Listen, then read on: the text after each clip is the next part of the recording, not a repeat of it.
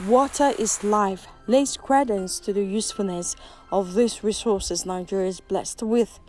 But the sustainability of water is threatened by factors including land degradation, deforestation, rapid population growth, poor sectoral investment, as well as climate change.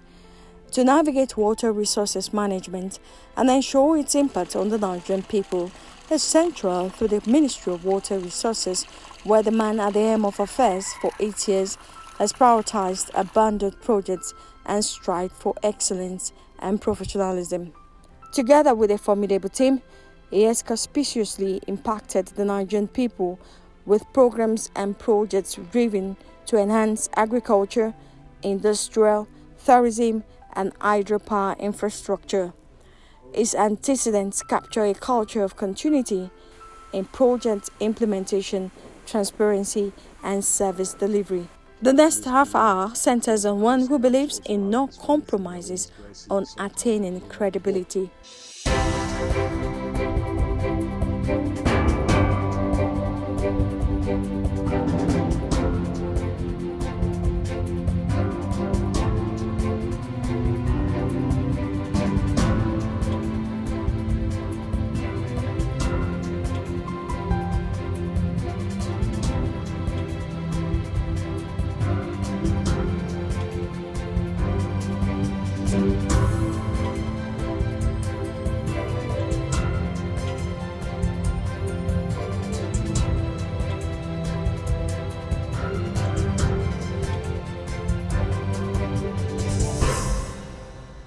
I just take this quickly from Charles Darwin that says, "It is not the strongest of the species that survive, nor the most intelligent, but the one most responsive to change." This is Inspirators on NTA.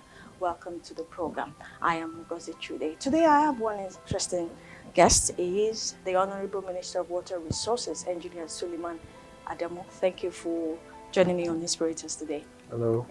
All right, I'll just start by saying congratulations on the inauguration of the Kashimbila Water Dam project. I think that's been a long time coming. Of what significance is it to Nigeria and Nigerians? Well, Ministry of Water Resources has been, over the years, constructed so many dams. All these dams have a purpose. Some are primarily for drinking water, for irrigation, tourism, in some cases also aquaculture, and then of course where feasible, hydropower. And for most of the MIDI schemes, what we call MIDI schemes, mini and MIDI hydropower stations, the Ministry of Waters has been constructed, and some Kashimbila, it happens to be one of them. It's a 40 megawatt hydropower project. So for me, from the professional point of view, the most important thing is that a project has been started and finished, regardless of the fact that it was not started by this administration. And the investment that was put in place, we can see where it has gone. And now it's the time for us to begin to reap the fruit of that investment. Engineer Suleiman Adamu is a fellow of the Nigerian Society of Engineers, member of the American Society of Engineers, council member, Council of Registered Engineers of Nigeria, as well as Association of Consulting Engineers of Nigeria. With nearly 4 decades of professional experience, out of which he spent some years in the public sector. I started my working life in the public sector. As a staff of the Federal Capital Development Authority, and then a few weeks later I moved to the Kano State government. There's an agency, Water Resource Engineering Construction Agency. Water Resource and Engineering Construction Agency. It was a water board and also a water resources construction company, developing water schemes and dams for Kano State and other clients. So I worked there for 7.5 years before I left and joined the private sector.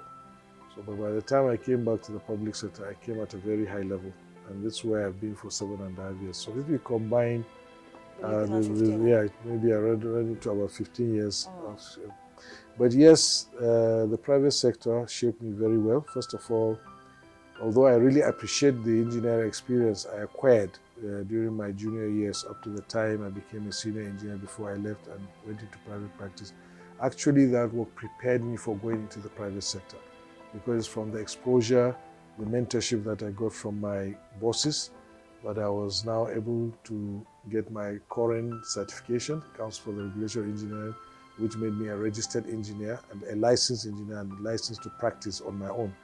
And that's when, along with a couple of my friends that we were mates in the university, were able to set up our own independent firm and go into public practice. So then that also exposed me to the private sector and also honed my my skills in engineering and project management, which now became essential tools. So by the time I came back to public service, and then of course having done a lot of work in the water resources sector, so when I was posted to the Ministry of Water Resources, it was like I was just at home. So I came here with two basic advantages. One, I'm knowledgeable of the sector. I don't want to call myself an expert, but I came to a sector, I was given the position in a sector that I'm very, very knowledgeable about. And secondly, I've had experience of working under various circumstances with teams, working with teams. And I think essentially team building or teamwork is the most critical aspect of anything you want to do. And I was well equipped for those. And I think those paved the way for me to do the job that I'm doing today. Okay, your name will be stamped in times of history and times in sands of time as someone who made a success out of everything he lays his hands on. Now, looking back, what was the interest for you when it comes to engineering? Was it a parental influence, or was it a personal interest, so to speak? I think there was a combination of a lot of things, but primarily I think peer influence.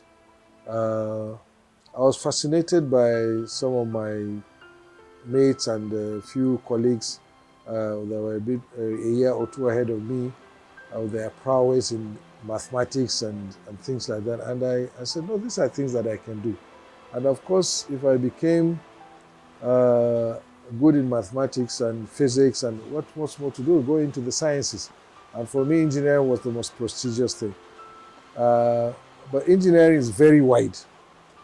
So again, it was a question of what do you do? Do you want to be this? Do you want to go into construction, or do you want to be this or that? And I found myself, even in class, I would be doodling on my books, consulting engineer. So I think it's just a natural thing that developed for me to go into consulting engineering thereafter. So not only did I want to become an engineer, but I also wanted to be specifically a consulting engineer. And I got my dream eventually in 1992 when I left government service to become a full-fledged consulting engineer after getting my current license in 1991. Okay, can we get a big personal? Who is engineer Suleiman Adamu? We know you as the Minister of Water Resources. Or can we know you a little bit deeper, back from your family roots? Well, I was born in a family of public service. Of course, my parents, or my father and his own, our paternal lineage was a traditional institution with the Emirate of Kazori. My great-great-grandfather was one of the first 14 flag bearers of Sheikh Usman Fodio when he was going to do his jihad. So I grew up from that heritage, and so I'm of Fulani stock. And then from my mother's side, it was a family of scholars, Islamic scholars and jurists. funny enough, my grandfather was a science teacher and also a jurist. And so he started as a science teacher, teaching mathematics and sciences. Yeah, and then eventually ended up as a very prominent Qadi in the northern region, and a very, very well-respected Islamic scholar. So this has, of course, we grew up with this kind of heritage, which helped to shape us. I would say that very proudly that we had very good parental guidance and good upbringing, and trained, so to speak, but without going to any class. But it was ingrained in us to respect people and to serve people. That whatever we're doing, we're also conscious of our position in the society and what the people will think about us. So we were trained to police ourselves, police our manners, police everything that we do. I think these are the things that have shaped my life. I went to good schools, started with the local education primary school in Kano, and then moved to a capital school, Kaduna, a boarding school, where I finished did my common entrance examination. From there, I went to a federal government college, Kano. I went to a federal government college, the one in Kano, Federal Government College, Kano, one of the unity schools. And then, of course, I went to the prestigious Ahmadu Bello University, which was our own head of the Ivy League schools, as you know. I'm sure other universities will say no. For those from Lagos or Ibadan will say no, but ABU, we are very proud of ourselves, very Abu sites. So I finished successfully direct civil engineering. After doing the first year of School of Basic Studies, I was enrolled to the Faculty of Engineering. I got my Bachelor of Honors degree with a second class upper. And then, of course, went for youth service, then started my working life. And then some years later, I went back to ABU to do a master's program. I finished the coursework, passed my exams, but we couldn't agree with my supervisor on my dissertation topic. And after a year of going back and forth, I got frustrated and left. And then never went back for postgraduate until 2001, and then decided to do it in project management. But I'll tell you that I have no regrets that I didn't finish the master's in ABU, because the reading that I did, the exams that I went through, I think the additional knowledge that I acquired in that course, doing the coursework for that postgraduate in Ahmadu Bello University was what really gave me the tools to be able to run this ministry, because I became very, very knowledgeable about water resources.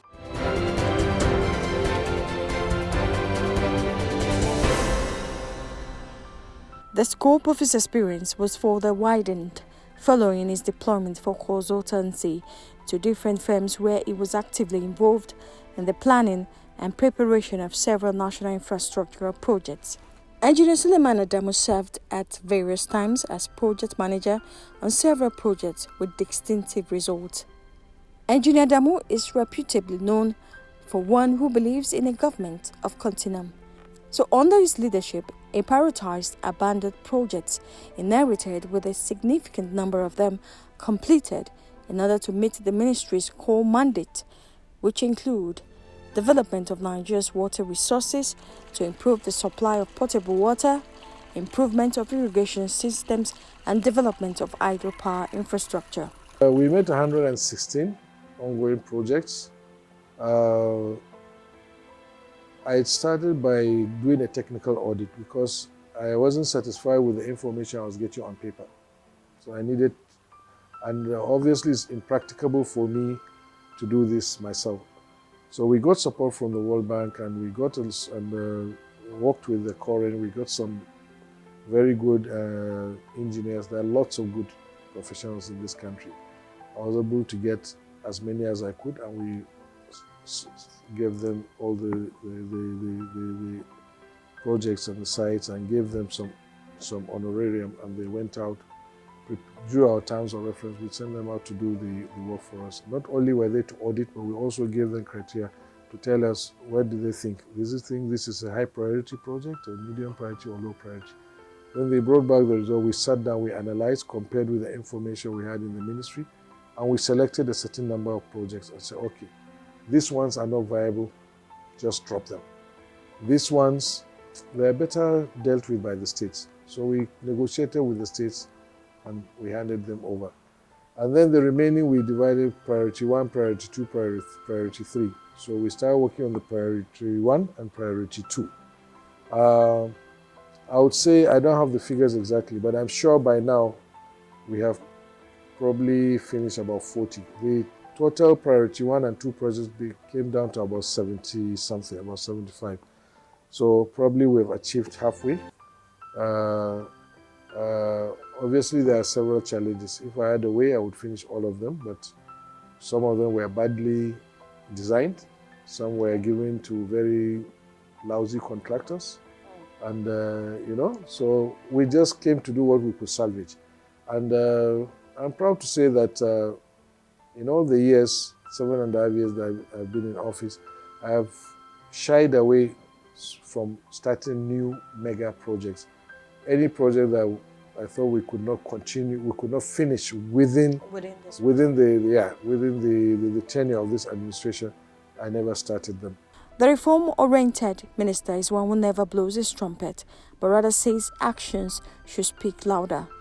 From manpower development to repositioning of the water sector with improved performance efficiency in the sector, as well as quality and sanitation, irrigation, dam development, and international cooperation, Engineer Suleiman Adamu arguably tops the chart.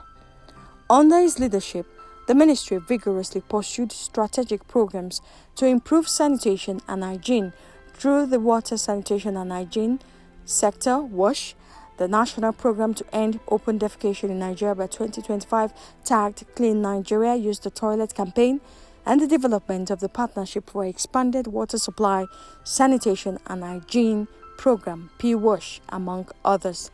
Despite efforts by the government to shake off Nigeria's reputation for open defecation, little success has been recorded. The minister laments the ineffectiveness of states in enforcing water and sanitation regulation. There have been challenges and there are still challenges. I think the major challenge is, behavioral change is difficult. People are used to certain ways of doing things, especially when it's a cultural thing. So there are still millions of people in this country whose culture, based on their culture, having the toilet in their homes is a taboo. So breaking that barrier, I think, is the major challenge. Secondly, I think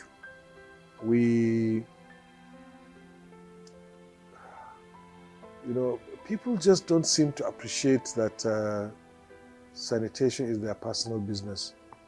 I mean, it's your own business, So because government is coming out with a campaign, then everybody sees it as a government business. No, it's everybody's business. It's everybody's business. So would have loved to see more people helping the campaign. That's why even when I'm talking to the media, and many of the press conferences I've held, I was charge the media correspondents in our ministry, and they say, what are you doing as an individual within your own community? I'm sure even your communities, you have this kind of things, So we should not be seeing this thing as the responsibility of government. It's a community and a personal responsibility of everybody. It's not about money. If you are determined to build toilets, even at community level, you can come together, go to this house, build a toilet today, go to another house. The way we used to have community development efforts, although that has virtually disappeared, people are becoming more individualistic. So these are the things. But now I've asked that we focus the campaign more.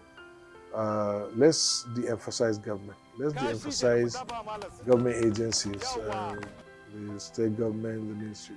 Let's take the campaign directly to the doorsteps of people. So these are just the constraints, and they are all attitudinal, in my view. And if we can cross that barrier, I think then the campaign will be much more successful. You succeeded in Jigawa State. How did you do that? Well, surprisingly. Again, yeah, it's community effort, but again, okay, there's one thing I've missed: political will. Honestly, the governor, the traditional rulers, the clerics in the state were all on board. And because the governor made it clear that it's a priority.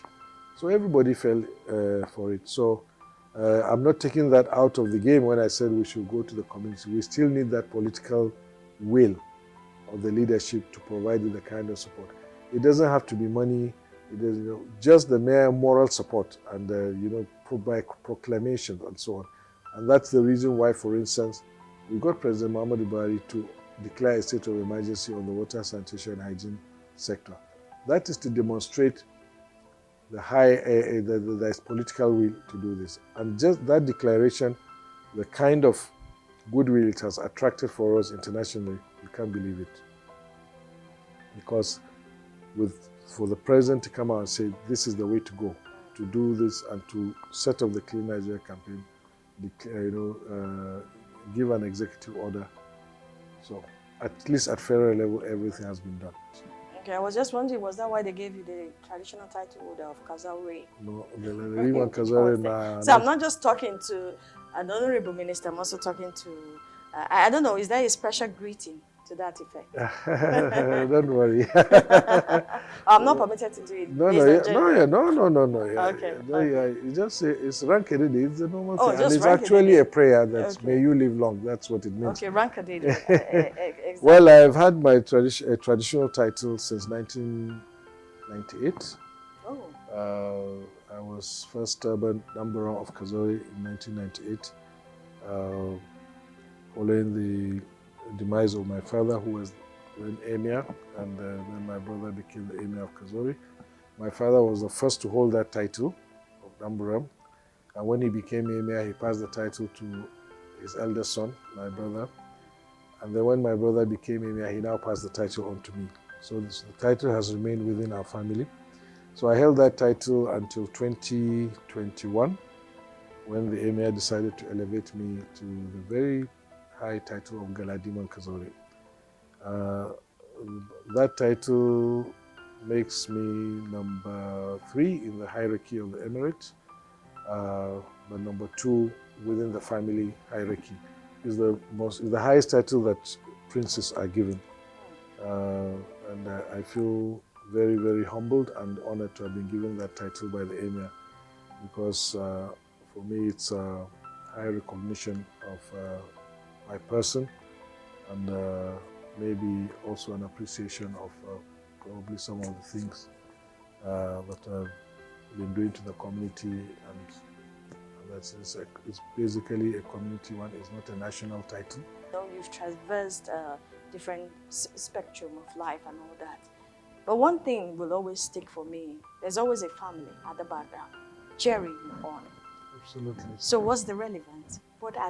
How has it helped you in any way to achieve your success? My family has been my pillar, obviously.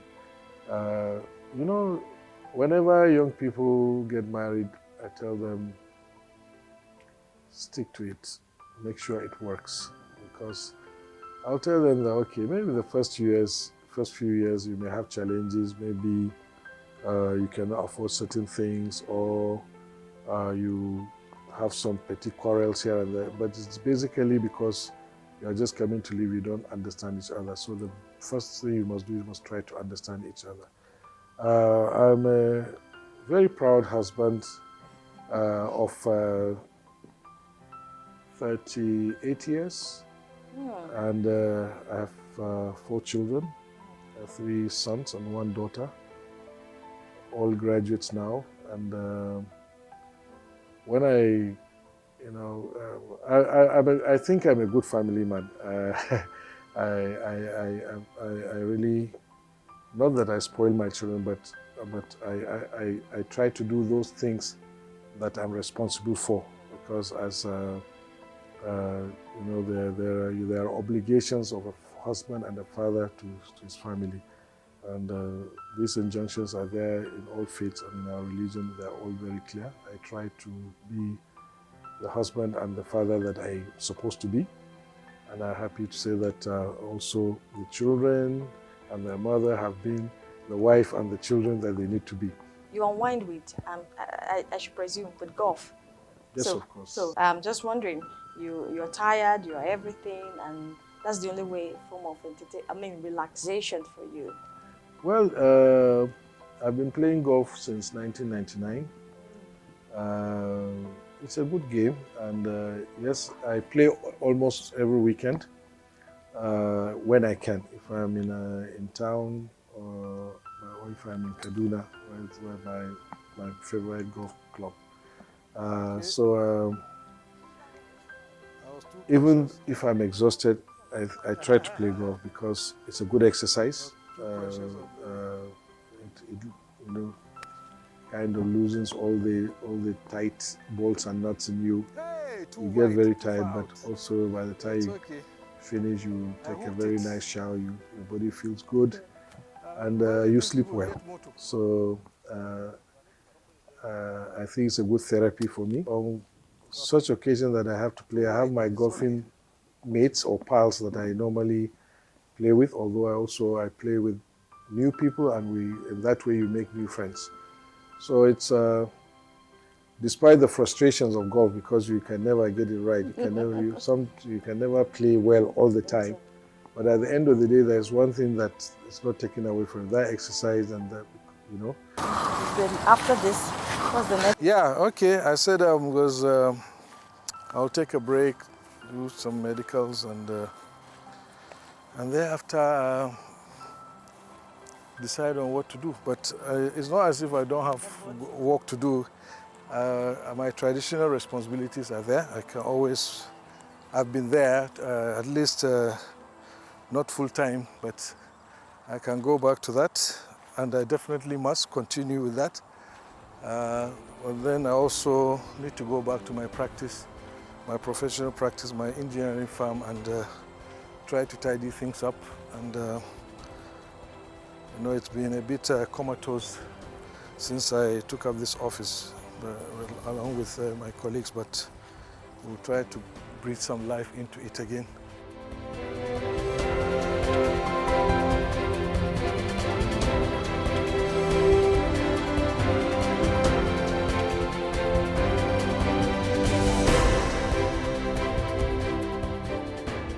And that's the size of our package today.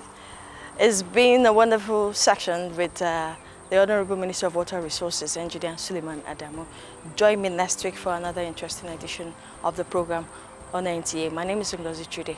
God bless you.